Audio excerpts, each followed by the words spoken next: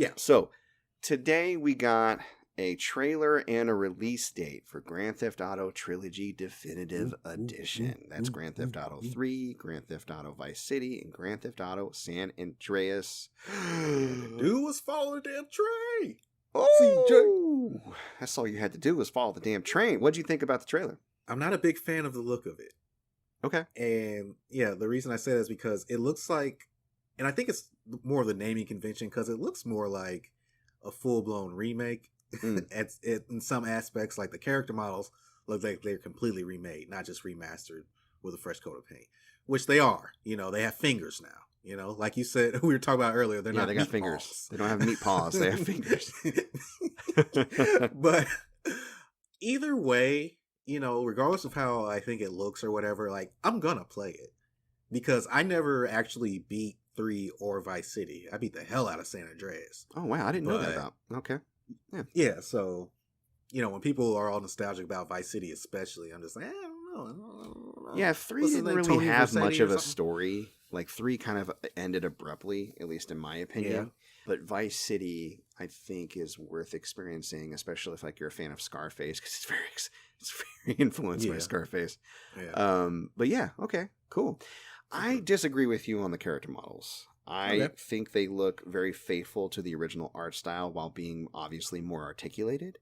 And to me, it does look how I kind of remember the game looking good. Because, again, for the time that they came out, these were groundbreaking games graphically. Yeah. They were impressive. I was going to say, this is what they look like they were supposed to look like back or what we thought they looked like back then. If I view the game through rose-tinted glasses, this is what I think of. So I think they did a really good job with the updates. They added new textures. The lighting looks fantastic. The lighting looks great. Like all that, awesome. Just the character. And we should probably get into like the quality of life features. They upgraded the control scheme to mimic Grand Theft Auto 5, which is fantastic. Obviously, there are some things gameplay-wise that they couldn't like completely reprogram, like drive-bys in San Andreas. But for the most part, everything is going to play a lot easier and a lot less clunky and dated feeling than previous re-releases. That plus the graphics plus the updated achievements to kind of add in, you know, some of the memes. Like there's probably going to be a follow the damn train CJ or a Bigfoot meme, you know, stuff like that. I haven't looked at them, but I've heard some things. There's going to be a lot to go back here that is, even for players who have beat all 3, feel fresh. When they were first announced, I just thought it was more, you know, okay, upgrade it to 60 frames and put it on, the next gen. Which, let's talk about that, because this is something I kind of foreshadowed earlier. Next gen, so this is PS5 and Series X, has 4K and up to 60 frames per second. It did not say locked. So I'm thinking it'll probably stay above 30 at least, because, I mean, come on, these are old games. But it doesn't sound like they're going to stick around at 60, which, I mean, to me is fine. I don't need it. I don't really need it. Now, specific to the Switch, another feature, because, you know, each version has different features that are kind of specific. The Switch has touchscreen controls and menu shortcuts and gyroscope aiming, which is interesting. Watch them pull a Houdini. The Switch version is going to look exactly like the originals. Even though they showed the trailer for it. Yeah, and they showed like the updated graphic. Whoop, and just pulled it. Like, take what you can get. I wish sometimes that I could try these games out before I buy them, because I'm wondering what loading is going to be like. I mean, loading was already pretty decent on these games. There's a little bit of loading in and out of the cutscenes on the older games. But, you know, loading the world up itself is, you know, you load in the beginning and then you're done.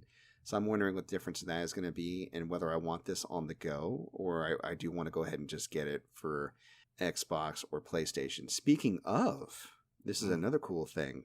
Grand Theft Auto 3 is going to drop day one on PlayStation Now. And Grand Theft Auto San Andreas is going to drop day one on Game Pass. And I think Game Pass got the better deal out of these two, obviously. For sure. Especially since no one uses PlayStation Now. Come on. Yeah, exactly. Just kidding. I know. Yeah. Yeah, we'll kick them while they're down. But yeah, I don't need to buy it. I thought it was odd that nobody's getting Vice City day one, but I guess Switch doesn't really have an equivalent service. And I don't know. So you can get them, it sounds like you can get them separately since they're already kind of dropping them on certain streaming services separately. Of course, you can get the whole pack as well.